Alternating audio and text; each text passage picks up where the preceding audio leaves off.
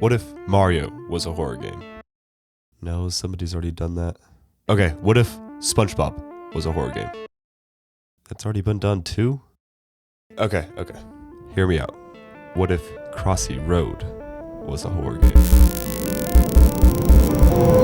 First, we need a plot. We'll start with a boy named Timothy, who lived sometime in the 1980s. He held the record on Crossy Road in his local arcade. He was so proud of himself. But one day, his school bully, Fred, found out about his record and decided to take it from him. Tim wasn't worried though, because that record had taken months to achieve, and so he carried on his time at the arcade. While he was busy in the play place, he heard an echo of a victory tune from an arcade machine. At first, he disregarded it, but then he realized that wasn't just any fanfare. That was Crossy Road's. He hurried down the slide and saw Fred standing there in front of his beloved game. Fred had done it. He had beaten his record. Tim ran away in despair. He couldn't fathom the news.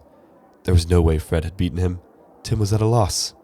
The intercom rang loudly. We will be closing in 5 minutes. Please finish your games and leave for the night. Thank you. He slowly left the bathroom in hopes that Fred would have left already. As he was walking out, he looked up and he noticed something. There was a key hanging behind the prize counter.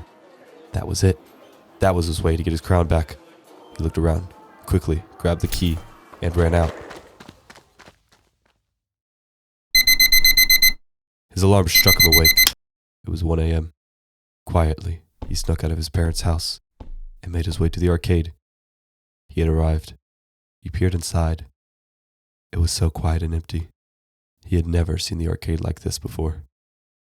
He took a quick look around to make sure no one was watching, and he put the key in. Slowly, he opened the door, walked in, and this is where the game begins.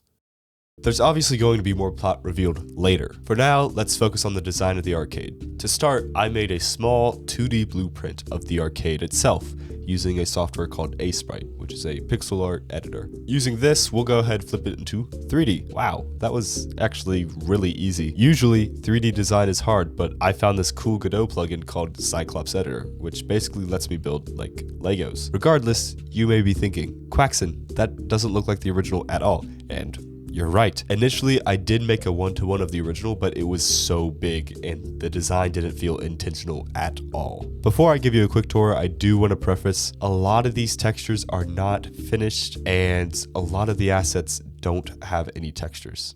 Anyways, let the tour begin. As you enter, you'll approach the prize counter. This is where you'll grab your first coin. More on that next episode. To the right of them, you'll find the arcade machines sitting on this beautifully textured carpet. And over here, you will find the bathrooms, which don't have anything in them right now, and they look really bad. And behind that, you will find the entrance to the play place. That's obviously not operational right now, but it will be soon. Don't worry. Over here, you'll find another beautifully textured flooring, which is where the cafe will be. And over here, through this door, you will find the kitchen. And that's pretty much it. I think the walls need to change big time because I do not like the design of them at all right now. Also, the ceiling looks horrible, but I do think I have an idea for that, so don't worry about it. My favorite part is definitely the floors. If anything, this one needs to be retextured because it looks a bit like carbon fiber instead of carpet right now. Anyways, now we should move on to the mechanics of the game. To start with this, we need to focus on movement. Let's think.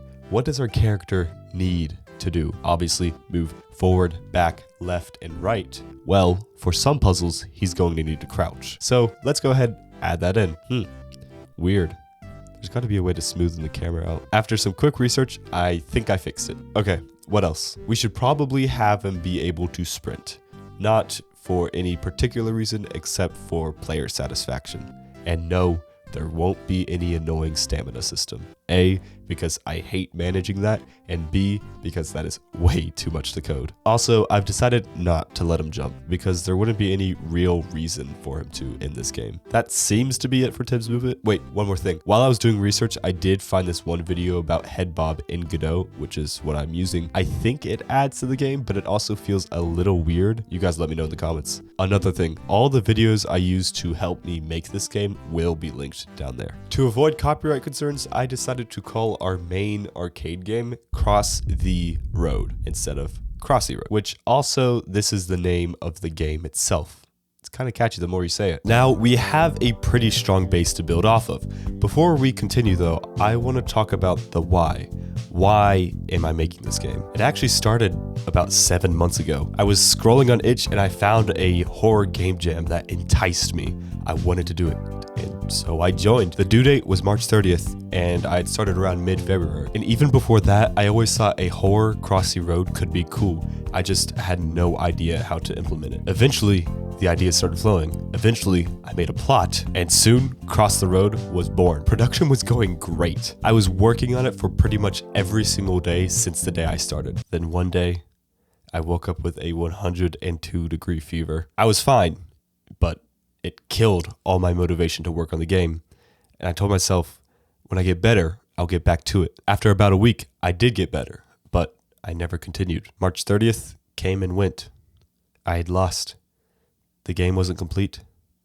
The game was dead.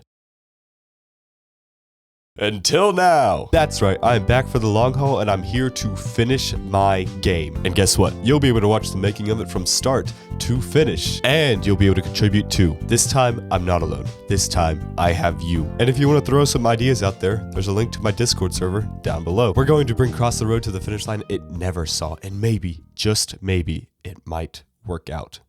So, here goes nothing.